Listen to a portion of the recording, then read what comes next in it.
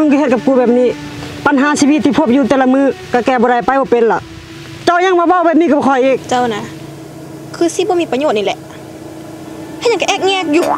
มันสิรอดอะบ่เจ้าบ่คิดสิถามข่อยเลยวะว่าแต่ละมือข่อยพ่อปัญหาใดๆที่เว้ามาหั่นเจ้าบ่คิดเห็นข่อยเลยวะถ้าลำบากใจปานนั้นน่ะโอเคเฮาเลิกกันซะฮะเจ้าเว้าแบบนี้เลยวะ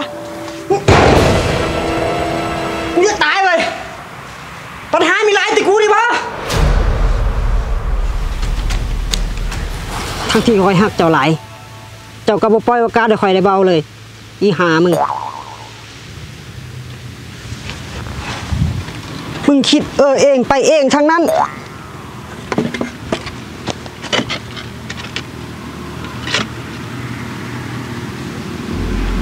กูอยากตาย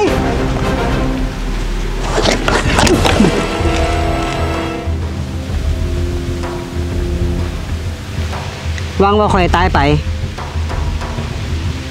ปัญหาคงจะจบลงโอ้ใจนานๆจะมีเหตุการณ์แบบนี้เลยมาไว้สู้ไม่เสียงตกใจหมดจะมายุ่งนำกูจะไปใส่ก็ไปแล้วตอนใดกูไปยุ่งกับมึงแต่ก็ขอบใจหลายๆเจ้าก็งงแท้เลยเขาออกมาจากนี่ดิเพราะว่าเจ้าเป็นคนปลุกคอยขึ้นมาแล้วก็ได้แปลขึ้นในคอยพอคอยยินเจ้าเว้าปัญหาชีวิตเจ้าหลายจังปัญหาก็หลายแถมผู้สาวก็บอกเลยอยู่เนาะน่าน้อยใจแทนเอ้าพูดได้แนวไหนจะมาแกงบาอยู่นี่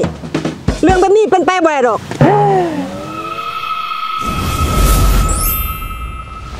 เรื่องจริงตัวนี้แต่ก็บ่แม่นประเด็นที่กูอยากรู้ตายดีกว่าเดี๋ยวหยุดก่อนก็ยังให้ฟังเลยเจ้าคืดเบิ้งยังมีหลายชีวิตที่จะเกิดมา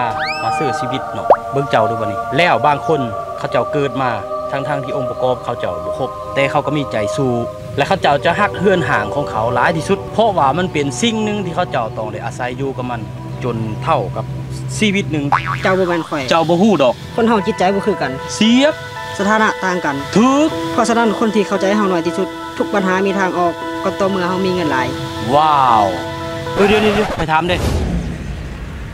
เจ้าตายไปแล้วนี่นะเจ้าสิอยากเป็นผียังถามว่าเจ้าเลือกได้เนาะแม่นคนตายปุ๊บขยันเข้ามารอขนาดก็สิเป็นแบบเขาติบ่ค่อยก็บ่เคยเห็นผีตะเถื่อเป็นแบบนาเขียวอ่อนวะยืนแล้วเป็นนาเขียวนะแบบนั้นปะแม่นติบ่แล้วจะเป็นผีหยังเป๊ะเลยคำถามนี่ขอยอยากให้เจ้าถามคำถามนี้มาแต่โดนคอยบ่แม่นผีคอยเป็นเทวดาองค์หนึ่งได้ในความเป็นจริงเนาะแต่ว่ามีหน้าที่ปกปักรักษาเขตแดนเป็นทินเป็นช่วงเป็นตอนหรืออีกชื่อหนึ่งว่าเจ้าที่เทวดาเป็นแบบนี้ซะบ่ก็เป็นแบบเทวดาเจ้าเคยเห็นเทวดามาก่อนซะบ่เทวดาองค์จริงๆนะบางทีอาจจะบ่นุ่งเครื่องเลยก็เป็นไปได้ที่เจ้าคิดไปเองบ่แม่นเจ้าเห็นแต่ในหนังบ่ข่อยบ่เคยฮู้มาก่อนนี่ประมาณนี้ล่ะไปก่อนเจ้าจะไปใส่ไปตายเดี๋ยวเจ้าตายอยู่นี่ก็ได้บ้านนี้ค่อยจะให้เจ้าตายดอกแล้วค่อยจะให้เจ้าได้ลองตายเบิ่งก่อน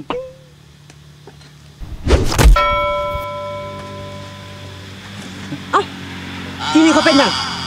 อยู่ซื้อกระบูไปควายแล้วว่านะตอนนี้เจ้าตายแล้วเจ้าตายไปทีมันห้อยแล้วนี่แล้วค่อยจะให้เจ้าลองตายเบิ่งนะไปคอยสิพาจะไปเบิ่งหยังบางอย่างตายค่อยแล้วไปเจ้าตายแล้วตอนนี้ไปมีหลายแนวให้เบิ่ง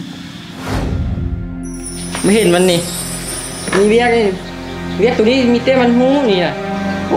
เวียกตัวนี้ต้องการมันได้นี่เห็นอะไรมีคนต้องการข่อยทาข่อยรู้สึกว่าทีมพาราเวลาได้นี่แม่นบ่ไรไม่หาเคยคุยกันนะแนวนี้แหละไม่เห็นมันเห็นอะไรคนเฮาไปอีกบนนึง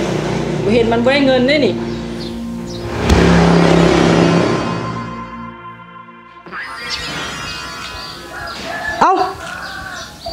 บักเสียกมาคอยตัวหันมันคือจีฮอนแถมอาหารกับบุมี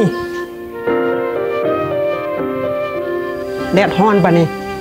มันไผ่ที่ใหญ่มาของผมโอ้ยบักเสียกลูกพ่อขอโทษเป็นอะไรบ้านี่เจ้าตายแล้วกันยังวะไปอีกบอลนึง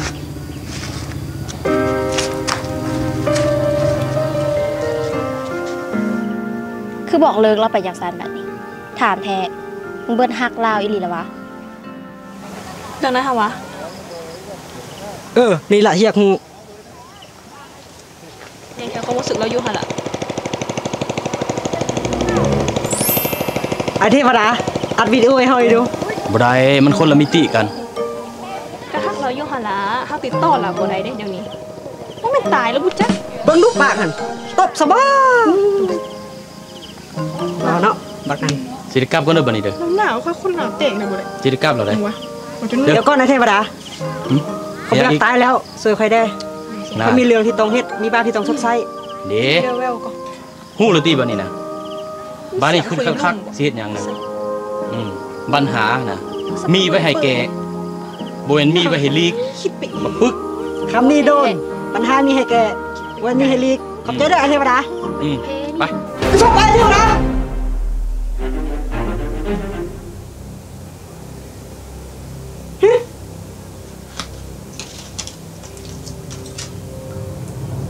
กูกินยานอนหลับไปไล่ปะนี่มึงเหรอ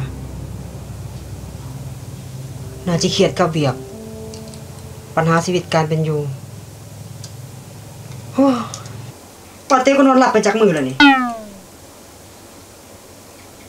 อยากกินข้าวเว้ยสอบกินข้าวกันโอ้ โอเคบัดนี้ขอยจัดเต็มให้เจ้าเลยแล้วบัดนี้น่ะเอามาหลายอยู่ปัญหาน่ะมันมีให้แกบ่แม่นมีให้ลีกโอ้สำนี้ก็คือบ่ได้เนาะบ้านนี้ขึ้นคักๆสิเฮ็ดหยังน่ะปัญหาน่ะมีไว้ให้แกบ่แม่นมีไว้ให้ลีก คิดไปเอง บักปึก เอ้าไอเทวดาเจ้าทีตัวนี้ เทวดาเจ้าที ดีใจได้ที่ได้พบเจ้านะ เดี๋ยวเทวดาเจ้าทีในไสเจ้าชื่อคนผิดแล้วคอยเจ้าของแบรนด์กาแฟสำนักเต๋าบ่แม่นแล้วคอยแฮงรอให้เจ้าถามอยู่จังสิได้นำเสนอตัวคนละ ยิ่งชัดเจนเลยคำนี้ ฮะชัดเจนดอกอีก มันจะเป็นที่หยัง เป๊ะเลยคำถามนี้ขอยอยากให้เจ้าถามคำถามนี้มาแต่โดนพอคอยก็อยากนำเสนอมาสิอันที่จริงแล้วนะคอยเป็น โอเคบ่แม่นบ่เป็นหยัง ฮะ คอยได้สติขอคิดย้อนคลิปนี้ แต่สติยอดคลิปนี่ ถ้าสั้นขอจิเบิดบินเป็นตัวแทนสำนักงานเจ้า เดี๋ยวสำนักงานใส่อีกสำนักเต๋านี่เมืองบาโกเนอร์กาเฟ่สำนักเต๋าบ่แม่นสำนักงานวู้สรุปเราจะสิเปิดแท้บ่นี่จะสิเปิดจากกองขัดเจ้าเอา เปิด500กล่อง 500 ราคาก กล่ ล่ อ อง งหนึงเท่าใดกาแฟสมัครเตาเจ้านี่ จะเปิดแท้ป่ะ เขาแท้อยู่ใส่กล่องมันเอามาเบิ่งดูกาแฟมันเป็นจังได กองหนึ่ง130,000 กีบ ว้าว เจ้าสนใจแท้ สนใจดูใส่กล่องมัน นี่เอาเกียร์มาคอยก็จะไปให้เขาคือกัน จะเปิดแท้ติ เขาแท้ 500กล่องแท้เนาะ โอเค ขบใจจ้าหลาย จัดไป500กล่องบัดนี้แหละสิหาเงินเฮ็ดตัวให้มีคุณค่าหักตัวเองให้หลายขึ้น500กล่อง เอาเบอร์จำมาเราค่อยสิติดต่อให้ติดต่อหาเจ้า ดี๋ยวลย เจ้าจะตัวให้เด้อ บ่ตัว เออเดี๋ยวขอถ่ายรูปไว้ก่อนโอเคขอบใจหลายขอติดต่อหาเจ้า ได้ เออ บุกไปซื้ออันหนึงกินพาผู้สาวดีก่อนได้เด้อ โอ้500กล่องในที่สุดอันนี้เปิดบิน500กล่องสุดขอบใจเด้อ